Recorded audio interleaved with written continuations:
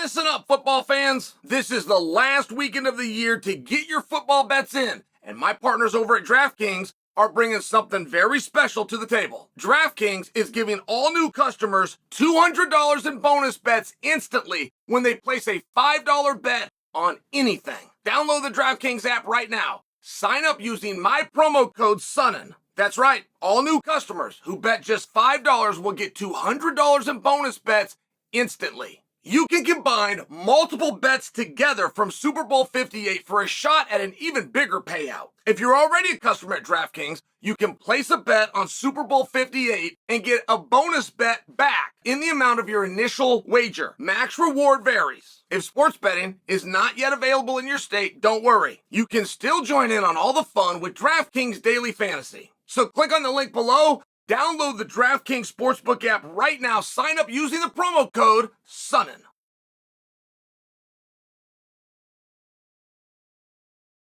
Oh my good Lord. All right, so Jon Jones has come out. All right, now UFC 300.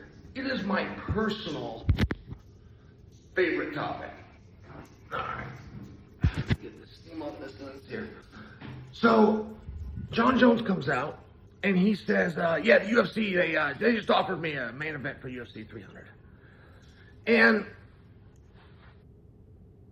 I would just have absolutely no idea what goes through that guy's head.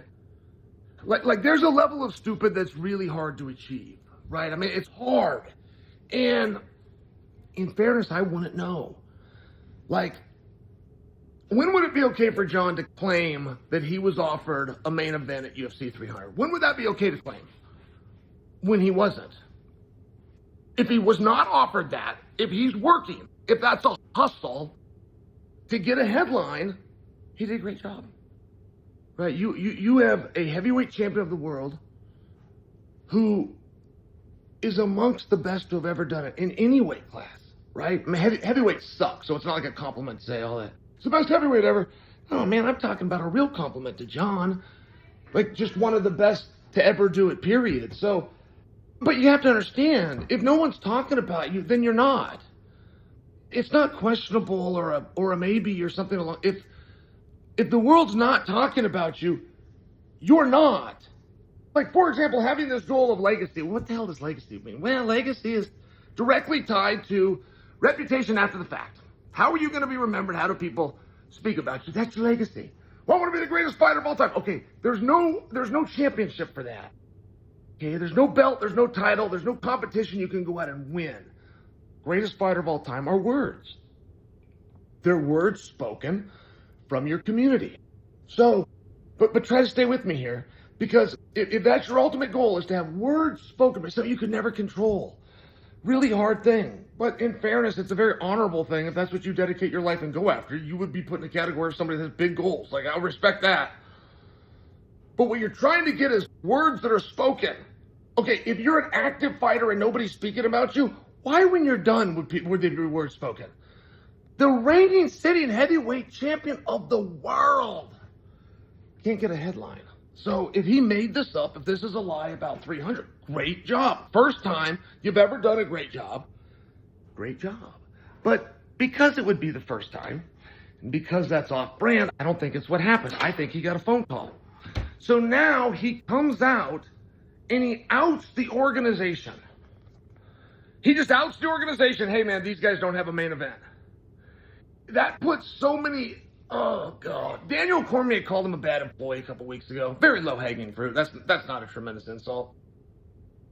Yeah, I mean, my God. What he did here, if that call really happened, is so damaging, and it's not self-serving. By the way, you want to go into business by yourself?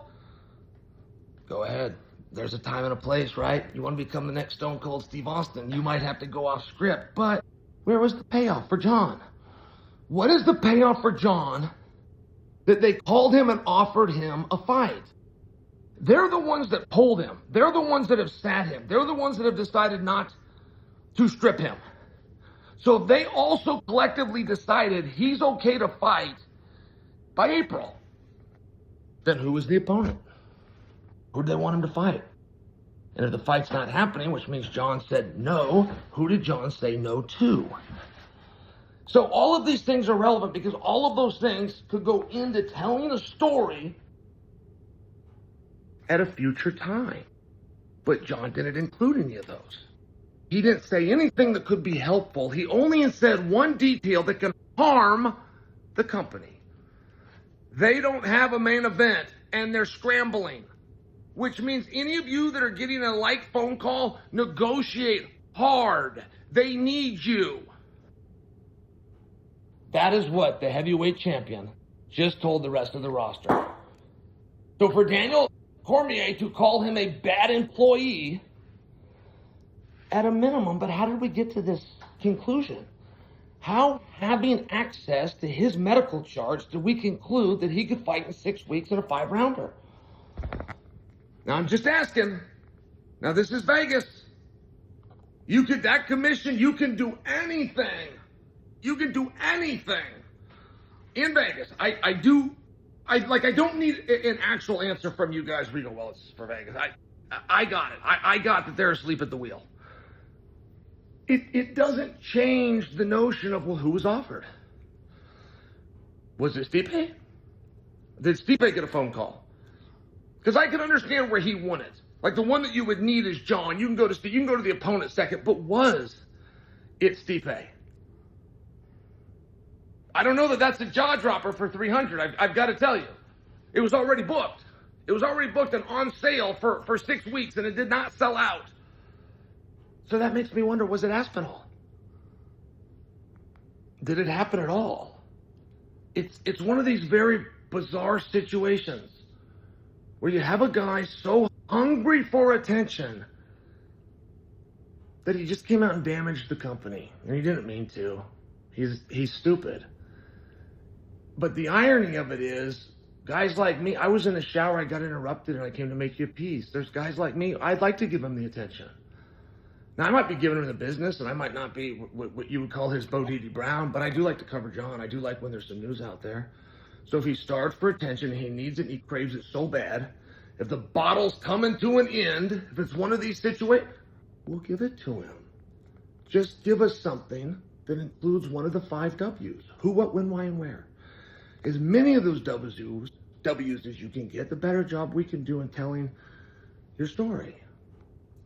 But for right now, to come out with nothing monetizable, no payoff, no receipt, no reward, no anything, and advertise that your boss does not have the main event that he's advertised to the world that he has, it's a scumbag move, man.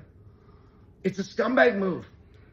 And Dana and Hunter and Mick and Sean, they should not have to call you and say, hey, man, this is just between us. They shouldn't have to say it every time. If you've been here, then you know that's the deal. If you're our champion, we should be able to count on you.